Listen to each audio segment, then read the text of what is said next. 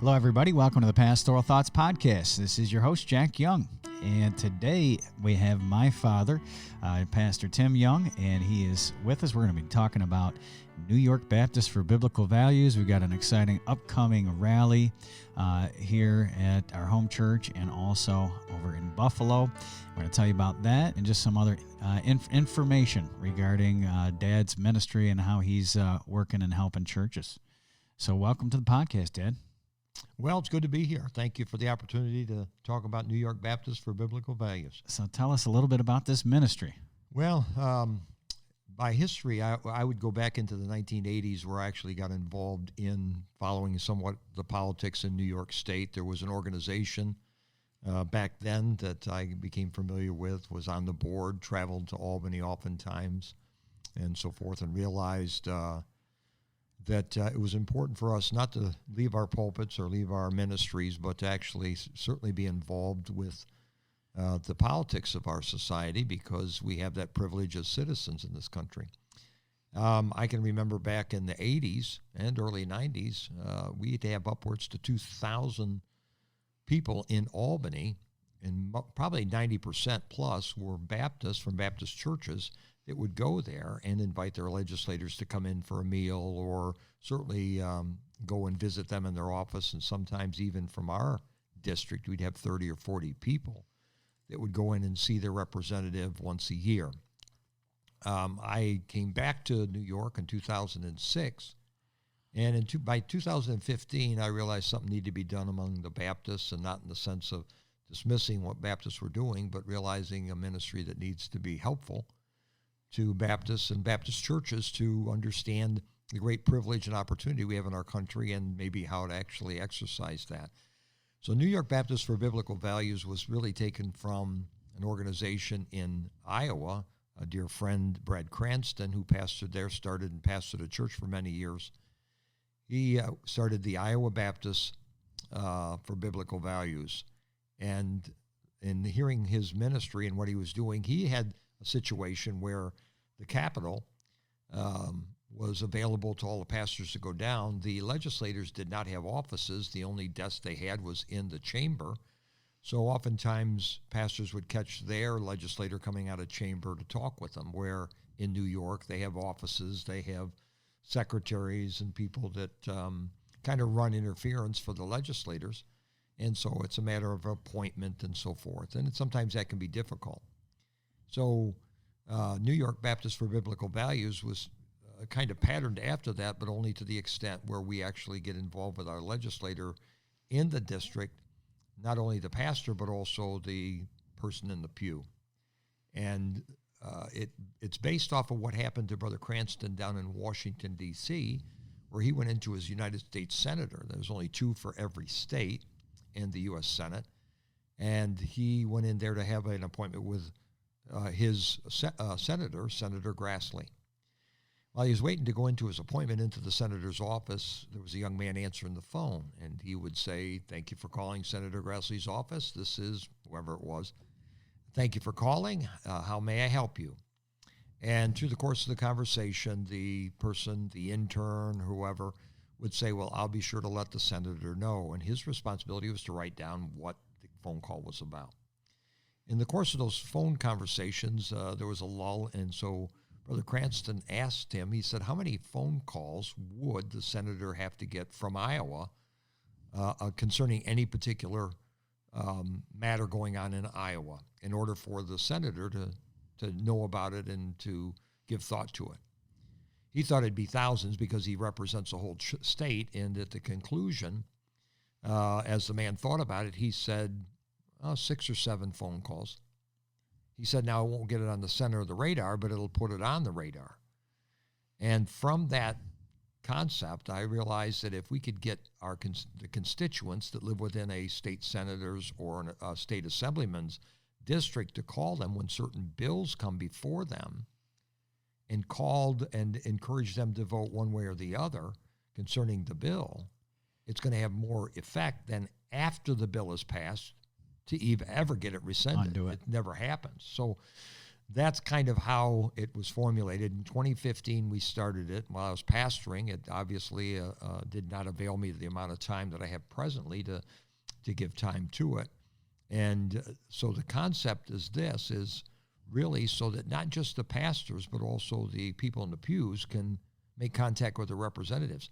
They don't have to go to the office, but if they receive an email that says there's a bill that's coming before the assembly, and it has to do with education, it has to do with church, it has to do with family, that would be contrary to Scripture, if they knew about it and called and talked to that intern, that 22-year-old, you're not going to talk to the assemblyman or the senator until that person who received the phone call said, I'm calling to ask the senator or the assemblyman to vote no on Assembly Bill 528. And that person that's on the other end of the line is obligated to that representative to make sure that they pass along the information from those phone calls.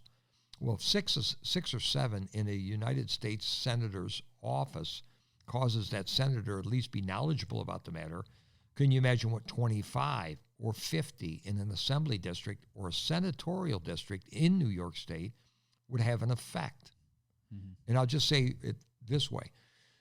I was at a preacher's meeting a year ago this past March. And during that meeting, in a Tuesday morning, I had the opportunity to speak. And so I called my state senator because there was a particular bill that had come up. And I was going to call them, because I call my representatives as well, not only give out the information, but call them. So I called my New York State senator's office, and the person answered the phone, thanked me for calling. So this is in the preacher's meeting, and it's over the PA. It's over the PA, yes. Thank you for clarifying that. It's over PA, so all these other preachers are hearing it. And I said, good morning. My name is Tim Young, and I'm calling from Palmyra. That's where I resided at the time. And I'm calling to ask the senator to vote no on Senate bill, whatever number it was, let's say 528. Ask them to vote no on that bill that's coming before them. And the person that answered the phone said, thank you, Mr. Young, for calling, and I'll be sure to let the senator know. And then in the course of that conversation, the person who answered the phone said, I just want to let you know, Mr. Young, that the senator is against that bill. Now, obviously, I was glad for that, but what caused the senator to make sure that I knew, having called them about it, is because other people from our contact had called the senator's office, and more than likely, because there's thousands of bills that go through there, more than likely they said it was a woman, a senator, and she said, probably somebody find out what that bill is and what it says, because people are calling about it. Mm-hmm. And so when she saw what it was, she probably said, hey, I'm against that bill as well. So tell those people that call and ask me to vote no, tell them that I'm against that bill as well. So it showed what could be done and can be done. And there's a double-edged sword here. Not only does it tell the senator, but when you know a bill is supposed to be voted maybe a certain way based on our Bible beliefs, and you find out your representative votes contrary to that, maybe you'll get involved next election cycle to do something different. Mm-hmm. Help somebody to get elected. You don't have to leave your bus route, don't have to leave your Sunday school class, don't have to leave your church services. You just have to get involved. Right. I think there's a latent energy that's there in independent fundamental Baptist churches that could be utilized, mm-hmm. because it's an institution God created, and we can do something about it. So that's kind of the background, brings us to 2023. Right. And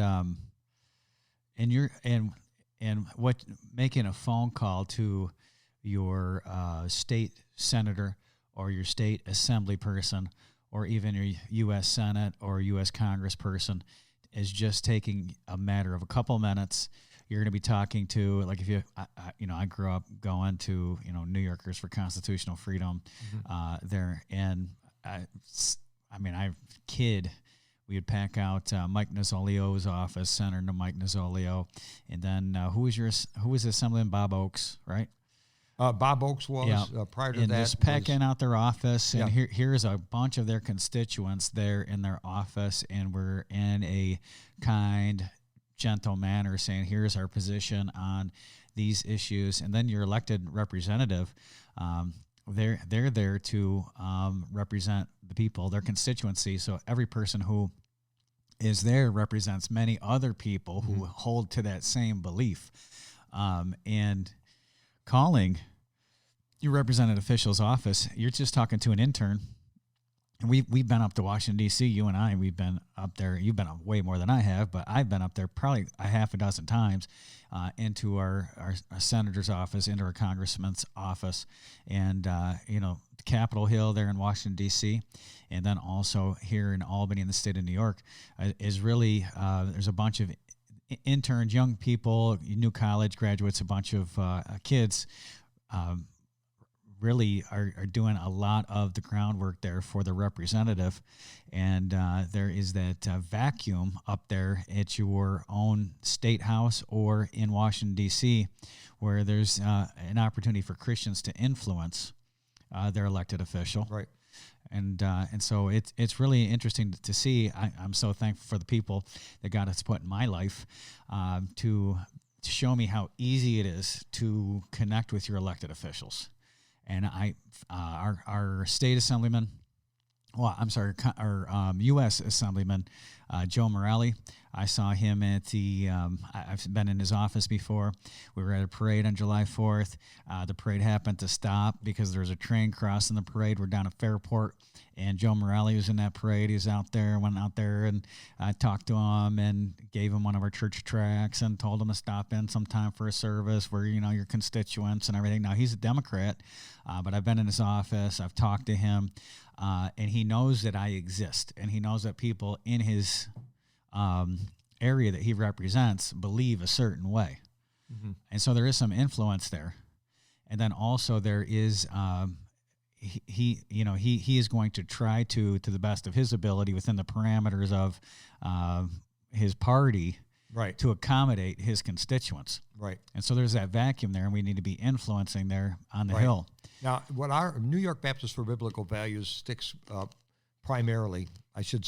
sticks to the New York State Assembly and the State Senate. Now, I'm certainly affiliated with and on the board of Capital Connection down in Washington, D.C., and go down there every March as well. But I think even more than going down and shaking a hand, and I'll give you an example. There was a school situation where kids that are graduating from Christian schools were receiving, of course, the word degree belongs to the state of New York, and you can't give a high school diploma. I should say the word diploma, not degree, belongs to New York State. Can you imagine that? And so you can't put on a piece of paper high school diploma. But that's bad. Not only is that bad enough, but when they went off to these junior colleges and places or some part of the SUNY system, they said, well, you have to take your GED in order to qualify. Now, you can take standardized testing, you can show the scores, but they want you to go get your GED before they'll accept you and tell you, as one young man was told, that you need to get a high school education. He took his GED, he graduated from college, a 4-year degree, and a private institution in Rochester I think it was close to a 4.0, if not a 4.0. And the fact is he was a Christian school graduate, and it was told at Brockport State College that you need to go get a high school diploma. Mm-hmm. And here he was, graduated. He didn't go to Brockport. Ended up graduating from an elite institution. Yeah, exactly. 4.0. Yeah. And so, I mean... then in the state of New York, there was a tipping point there. Yeah. Where they changed. Yeah, right, exactly. And so I think if we understand that we can be involved, now, just as you made mention, going down to Albany, that you go in there, you got 30 or 40 people, and you speak with them and say, these are positions. But they don't see us or hear from us through the course of the work down there. And either you have money or you have votes. So they can only run for a 2-year term, both Senate and Assembly. And so from the time they get elected till the next election cycle, they're concerned about getting reelected.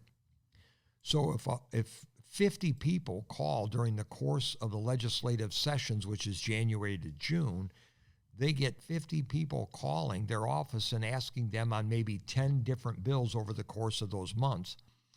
I'm calling to ask the senator to vote no on such and such a bill, or to vote yes on such and such a bill.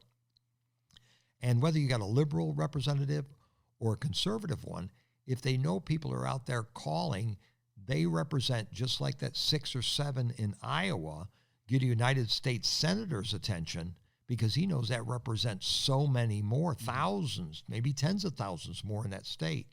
Can you imagine what influence it would be on an assembly person? Now, if that assemblyman or woman or that senator continue voting in a very liberal way, I don't know what it caused most Christians to do, but it causes me to say, I need to get involved, in that election time frame, to find somebody that embraces my beliefs rather than just scream and holler about how bad the laws we've got in New York State. Or just complain. Just complain. Everybody can complain. It makes good preaching material. Let me just interject this. This morning, I heard on the radio that there was a fella that I was helping last year to try to get elected to the U.S. Congress. And I understand on the news I heard on the radio that he was going to again challenge the present Congress person for that particular seat. So I text that individual, because I did try to help and try to get several people to help.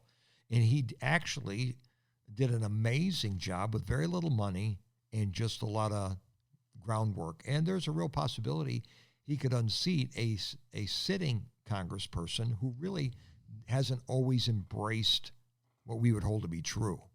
And that person had $2 million against his $150,000 when he ran in a primary. Mm-hmm. And he got beat. He got 40% of the vote. She got 54% of the vote. That's in a primary, a Republican primary. That's how close he was, and he was a no-name.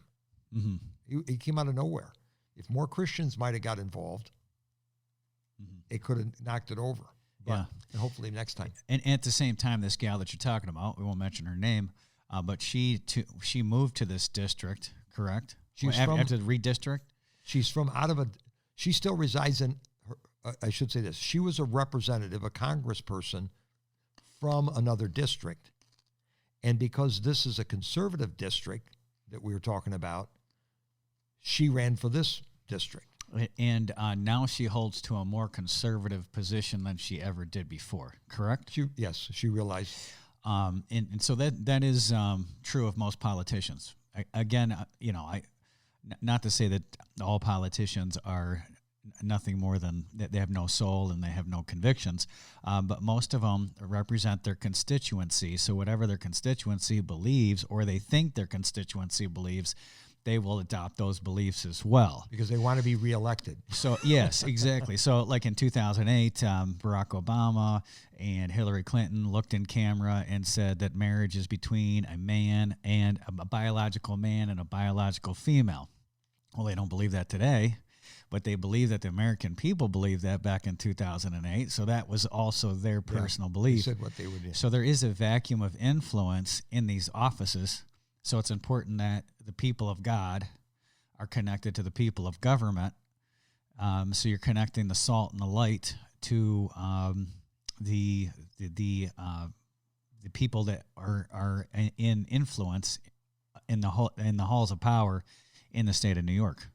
There was Alexander de Tocqueville was a social, I don't know, you wouldn't call him engineer.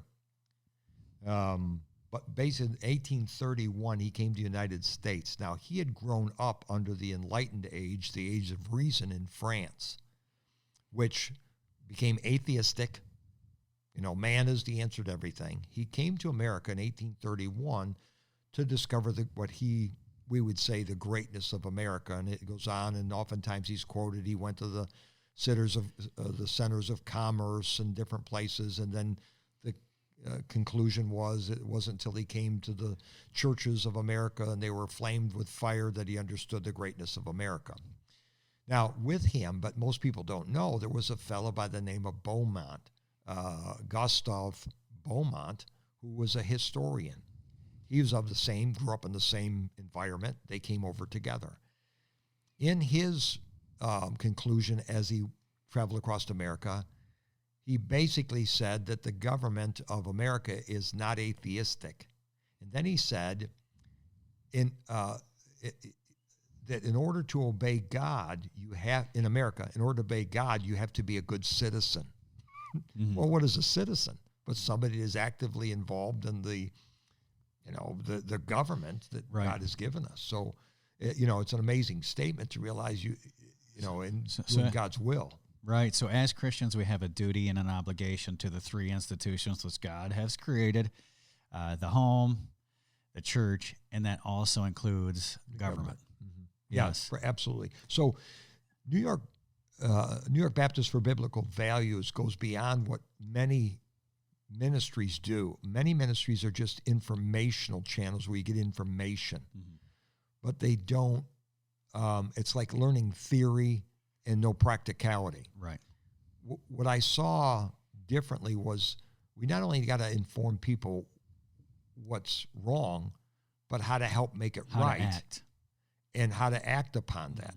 And so these emails that during the legislative session that would reveal laws that are coming and may come before a vote, and to contact your representatives, because the program we have identifies your representatives by your physical address, not a P.O. box, can't do that, but a physical address. And as a result, the email says call senator, names your senator, gives you the phone number, and then talks about, after you look at what I've written about that law, you'll already know, hey, that we need to be against that, and call them and say, hey, vote against this or vote for this, or whatever you feel once you see what the bill's coming before them. Because after it's passed as a law, the fact is you can't do anything. Right. It's done. It's law. And we say, well, we can get it rescinded. How's that work for the SAFE Act? Right. It ain't happening. No. Now, they may not To remove a law, you need a 2/3 vote. I'm sorry? How do you remove a law? I'm not sure exactly how you... Okay. But the thing is, like the SAFE Act, but our liability in New York State is you have a liberal assembly, a liberal Senate, and you have a left-wing governor. That they've got control. But we can get mad, but what are we going to do? And the thing is if you can get serious enough to realize, wait a minute, we need to get somebody else in that office. Now, going back to what we said, this one individual that ran, very little money. He was a nobody. He's a businessman. He was an attorney. But the fact is, he got enough traction to get 40% in a primary. That is unbelievable. And people could walk away and say, well, we tried, it didn't work. Well, what's wrong with trying again? That's an amazing... Right. The only opposition she had through her whole election cycle was the fact of beating the guy in the primary, because November election was a shoo-in. Yeah. It can be done. And so I think if you're in the state of New York and you lived in a place like New York City where there is no Republican option, even on the ballot or even on the ticket, I think there is a lot to be said by knowing and also speaking to your elected officials and letting them know your position on certain matters. Probably in the state of New York, unless some great sweeping revival happens, the Christians are going to be in a minority, at least also like our ethics and our philosophies of life are going to be in a minority, but we ought to let our voices be known. I think that, I think back to COVID, the Orthodox Jews in New York City who, refused the vaccine, refused to wear masks, they're burning their masks, they're in the streets.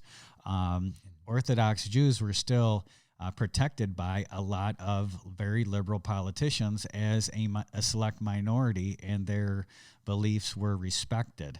Right. And so you think that even if you're in a far left region of the state of New York, you still need to be in contact with, like if I was living in New York City and a Christian, I have no hope of getting an conservative elected official, but I should know who my contacts are.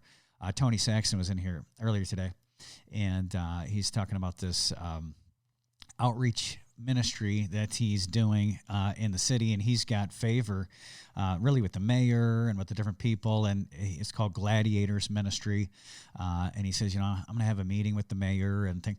But here's somebody, and the mayor of Rochester is a Democrat and left, but they will have, and our former mayor as well. I know Pastor Jose Rodriguez and others had met with her and told their positions on, and she gave them reverence or respect. Mm-hmm. And so connecting the people of God to the people of government is very important. You think of Daniel. Look at the favor God gave Daniel in Babylon. Yeah.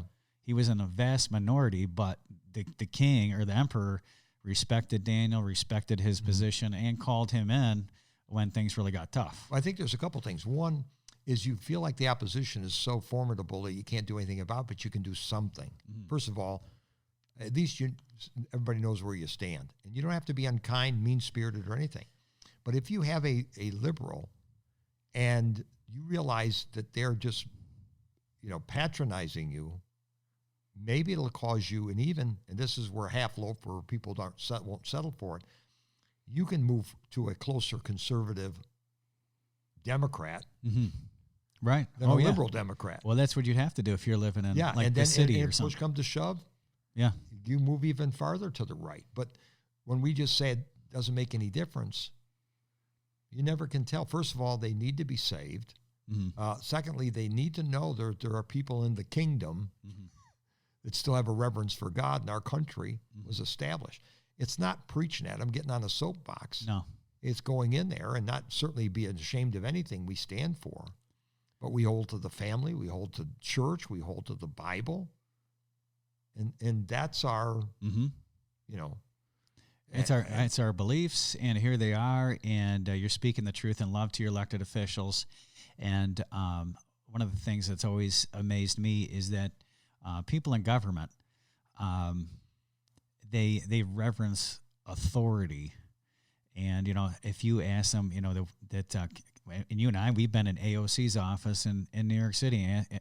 I believe I was in there with you. No, not AOC's. No, I wasn't there. So it was me and somebody else, and we gave the people. Oh, yes, I was there. She wasn't there. Yeah, she was not there, so we didn't meet with her. But we gave her staff New Testaments. We gave them tracts, and so can we pray with you, and can we pray for the Congresswoman? And they said, oh, yeah, absolutely. And so, we prayed for everybody, and then, in the name of Jesus, and, you fit the gospel into your prayer and the whole 9 yards. But there is a reverence and a respect for people of faith. And, it'd be a shame that if you live in a district, you're not influencing whatever governing authorities that you have. I mean, that's part of your ministry. I believe that's part of the Great Commission. Yeah. That you would that's why I say establish a relationship. In my mind, I'm coming alongside. I'm not trying to take pastors' people away from them or whatever the case may be, but I'm trying to help pastors in performing or providing a ministry where their people can actually be involved in that of government, which God ordained, in the fact of a very simple way, but very effective way. Mm-hmm. Again, it's one thing to go down to Albany and have 2,000 people. That is biggest crowd. At that time, it was the biggest crowd that came down there. That's not the case anymore, and it's good. But what's even better is when I call and say, I'm calling and asking the senator to vote no on a particular bill, and you have 50 of them. Right. I mean, all of a sudden, those 50 represent so many more. So it's up to a pastor maybe to realize, hey, here's a ministry that'll help me provide for my people an aspect of the Great Commission. Yeah, so with your particular ministry, what it is people just essentially fill out a card with their physical address and then also their email on that. And then there's a computer program set up by Brad Cranston so that when these bills come forward, they send out emails, and I get them right. I check my email like probably most people do. Most people have a smartphone by now, right on my smartphone, and I can look at the email, and it'll say call your congressman for or assemblyman or senator. Or assemblyman for, and it says my assemblyman on there, and then it also has the phone number in the email for my assemblyman's office or my state senator's office, and all I have to do on my smartphone is just touch that phone number, and I'm calling there, and it says the bill number. It says why we should vote no against it in a simple explanation. There's someone on the other end of the phone who is probably about 25 years old, just graduated college or whatever, and is working for the assembly person or the state senator, and they will write down, okay, Jack Young, Webster is against bill number whatever, and they'll put down the phone number. And many times when I do this, I will get a call back from my assemblyman or the state senator, and they'll call me back in person and tell me. But that's normally a pastor because they know. No, I personally will say I am the pastor of Lighthouse Bible Baptist rather Church. than just Jack Young, and so I, knowing that I lead their constituents, however many that might be, I'm going to put that little oomph in there. I'm a community leader, so to speak. Yeah. And so they probably call me back for that reason. But I know our old assemblyman, I just saw he has a different county exec something. I just saw one of his names, Mark Johns. Yeah. But Mark Johns, I guarantee you, he would call everybody back. That's just the way that he is. Yeah. And sometimes people get spooked out because you may have to give an explanation, but that's oftentimes very unlikely that they would call you back. They just thank you for calling, especially if they've got 50 people that called. And let me just say this concerning our representatives. I had a cup of coffee with Assemblyman last week and making arrangements for some special things. And then I've got an appointment next Wednesday with the New York State Senator. And then the following week, I've got a meeting with the senator with the pastors in that district. So I'm starting to set up meetings so the pastors in that district or have people in the district, because sometimes people pastor very close to a line and they may have 2 or 3 different representatives represented in their church. But if they meet with that representative, they know who they are. Mm-hmm. And so I'll be calling pastors and saying, listen, I've got a meeting set up to meet with Senator whomever on such and such a date. Please be there just to at least acknowledge the fact that you're in the district. It's not a matter of being knowledgeable about bills or whatever, but just a meet and greet. Mm-hmm. Because they know you represent people. And then the rally that we're having at the end of the month, the 26th, it's going to be at Lighthouse Baptist Church in North Tonawanda. A good friend, Dave Costantino, is the pastor there and has been for many years. That'll be on Thursday, October 26th. And then October 27th, we're having it right here at Lighthouse Bible Baptist Church in Webster. Dr. David Gibbs is going to be here. Dr. Johnny Pope from Houston, Texas is going to be here. And those meetings are really preaching meetings. So don't think that you got to come and be taken to school with New York Baptists for Biblical Values. We'll make you aware of it, give you opportunity, but it's for the preaching. And they're not couched to preach a message about good citizenship. I just told them to come preach whatever God lays on their heart. So I'd encourage you to be there, a lay individual, preacher, whatever, to be there for that. It's a classic meeting. Mm-hmm. These 2 giants for the last over 50 years have been preaching across our nation. But these meetings, and by the way, we'll have representatives at both meetings, assemblyman and a senator at both those meetings. Not, they may come in, just greet you, but what it does, they see the people. They usually never speak to that many people in their entire representative life, that number of people. Maybe on occasion they do, but seldom 200 or 300 people. And the fact is you being there is important, not to show strength against them, but let them know that here, there's a formidable force out there that I need to pay attention to, because all they ever hear from are the wild left people that are crazies. And that's the pressure. Those are the ones that are outside their office. That's the media doing that to them. So let me encourage you to be there. So as I call pastors to come to these meetings, what I'm hoping to do in the future is that every fall, sometime, one of those pastors in that district sets up a meeting with their state senator, with their state assemblyman. Now, it's a smaller group for the state assemblyman, and meet with them just to meet and greet. As a result, you may have them to your church. You may work on something together.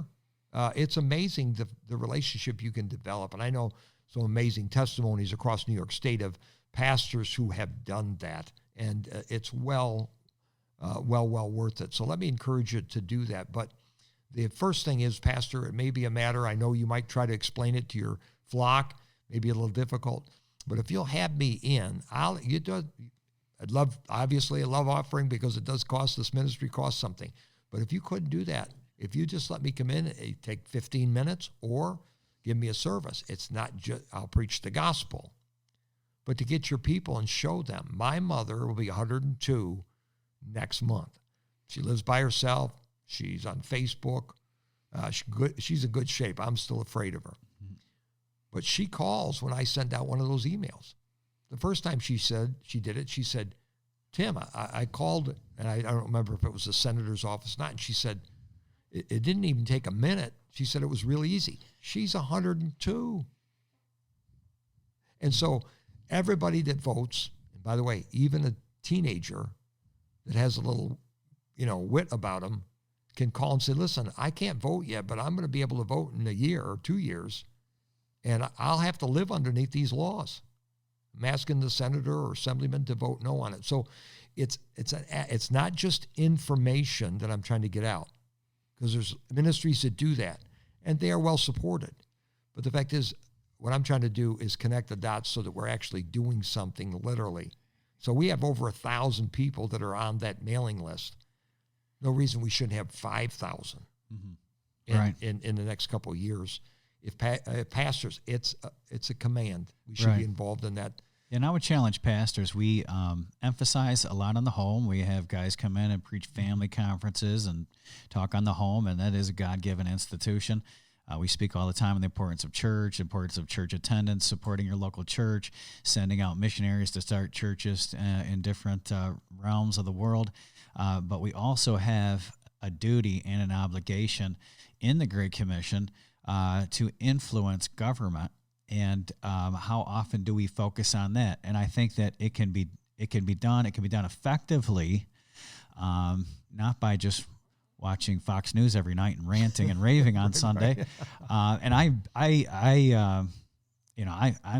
somewhat up to speed on politics.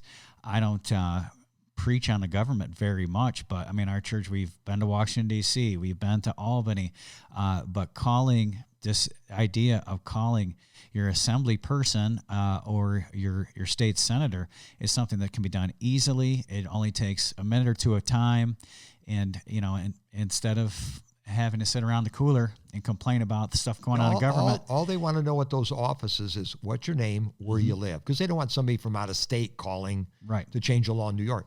So it's not a matter of saying my name's Tim Young and I'm with New York Baptist for Biblical Values. No, it's just saying your name, where you live, and you're calling to ask the senator to vote no on Senate Bill 528. And your representative will be kind and cordial. If for some reason you come in contact with them, they are not going to try to upset a voter. Right. Or, dissuade you, because all their job is to do is report to that representative who called and for what. Right. And again, going back to that public meeting we had where I had it over the PA system, that person that answered the phone was very cordial. And they said, Mr. Young, the senator wanted me to let everybody know that she's against that bill. Mm-hmm. Now think about that. That means she knows that other people have called, and they've called, and she wants to do something about it. Let them know, get the word out. Why? Because we're voters, we're constituents, and we represent not just ourselves, but people that don't call. Yeah, and if you're listening to this and you would like to sign up for those emails, you can go to lbbc.info. That's our church's website. Right. And you can find New York Baptist for Biblical Values right on there. And that form is right up on the website, correct? Right. And so you can fill that out online. And then also, let me encourage you, Dad's just a well-known preacher across the country and is helpful in all different aspects of your ministry. Did a great job filling your pulpit. He can speak on missions, very involved in missions. He can teach on the home, but in particularly, have him into your church, especially if you live in the state of New York, and have him present that to the people and, fill out those cards and get your people in the pew connected with their assemblymen, and in just not too much of your people's time. You've got them busy doing different things, different ministries, whatever. This is not going to take anybody away from serving the Lord at Right. your local church, but it'll connect them and help the salt be connected to the people of government very easily. It's not a time sacrifice, and it's very easy, practical way to influence government. Yes, and if people call, I one of the great things that I hear when I go to churches and whatnot, maybe that we have people that have already signed up, they'll look at me and say, "I made the call." I say, "Oh, praise the Lord." It's funny. It's only a minute and a half call tops. Yeah. But it's funny how it's hard to do it. But once you do it, it's easy. And if you can help in this ministry economically, obviously with the travel and the involvement and everything, setting things up, that'd be a great blessing to me personally, because right now we're taking care of all of it. But if you can help in any way, you can send it to the church here and just earmark it for New York Baptist for Biblical Values or NYBBV, and it'll go to that ministry, and it's exclusively used for trying to get the printing material and all those things and people involved in it. Yes, grassroots effort. Yeah. And again, it'll educate you. I am personally thankful for the connections of course, your dad's number one influence in my life regarding this. He's always been influenced or been involved in not only starting church, plantings, being a soul winner, winning people to Christ, involved in missions, but he's always also been involved in influencing government officials going as far back as I can remember. I remember as a little kid going to Albany and Dad going to Washington, D.C., and back in the 1980s flying down to Lester Roloff's court trial and being involved in government. And it's so important to live a holistic Christian life, meaning that you are well balanced in the aspect that you're not only working on your home, not only you're working in church life, but also you are influencing government. And so this ministry provides for churches, particularly across the state of New York. If you're outside of the state of New York, find some other group like this so that you can connect your people to government. And it's not like you're going to be turning your church into the moral majority or something, or you're going to be preaching political sermons every Sunday. But it is a useful tool to just connect your people and influence those that are in charge. I got to live in the state. I want to minister to the state. I don't want to be a refugee, have to flee to Texas or something like that, because it's gotten so oppressive in the state of New York. And I really believe that the Christians, we are the minority, but I believe that if we would lovingly, graciously, but firmly reach out to our elected officials and let them know, here we stand, and we are the people of God, that even people who don't agree with us or see us eye to eye will give us a level of respect.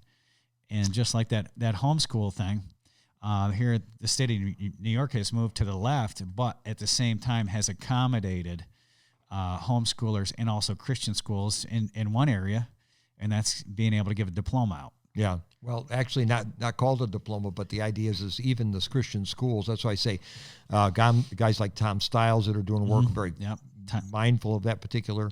But let me just say this. I've read, and from several different sources and talked to historians, that during the Revolutionary War, there was only 25%, or maybe even less, of Americans, or those that lived in the colonies, that were for the revolution. That were for the revolution. Yeah, 75% loyalists. Yeah, or fled to Canada. Yeah. Or worked for England. And the thing is, most people probably moderate, didn't do anything. They weren't involved. Right, exactly, 25%. And so I'm not saying that if Christians, 25% were involved, but if Christians were involved, we'd make up a good percentage of the populace, and they'd realize, wait a minute, there's an element out there. All right. I think we covered the basics. Once again, don't forget, October 26th, Brother Dave Constantino's church, Lighthouse Baptist Church in North Tonawanda, there in the Buffalo area. So that's that region over there. And that's at 7 p.m., right? Correct. And here, two of the greatest preachers, I believe, in the country, Dave Gibbs and Johnny Pope. And again, it's going to be a preaching meeting. And so that'll be great opportunity for you and your folks. And then at our church, Friday, October 27th, 7 p.m. here at the Lighthouse Bible Baptist Church in Webster. And if you have any questions or anything about those meetings, you can reach out to me, call the church. And also, if you would, you're in the state of New York and you'd like to sign up to get those emails, you can go to lbbc.info, and you'll find New York Baptist for Biblical Values there, and you can sign up for those emails. Also, my phone number is listed with that, so if you want to give me a call, you have a question, that would be fine. Be glad to talk to you. All right. Hey, thanks for being on, Dad. My pleasure. Thank you so much for watching or listening to the Pastoral Thoughts Podcast. We'd love to hear from you. Please reach out to us at pastorthoughtsmail@gmail.com. Also, if you want to check out more about our ministry here, you can visit pastorjack.org. I do have a blog that I do write. I'd love to have you as one of my subscribers there. Also, if you enjoyed this video, please like, subscribe, and share. We'd love to hear from you. Thanks again for listening. God bless you.